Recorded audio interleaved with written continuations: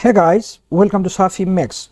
In this video, I will let you know about additional tabs on user interface in Microsoft Excel. And those additional tabs are contextual tabs. When you add an object to your Excel workbook, for example, here I have added a chart.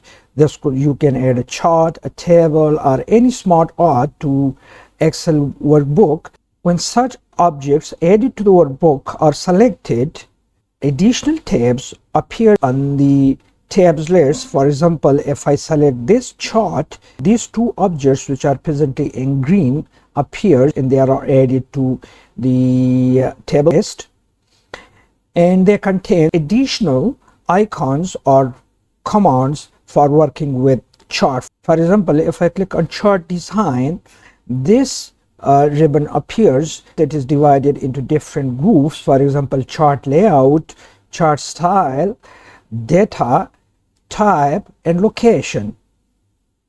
So you can choose a different style for your chart by clicking on any option or icon in the chart style.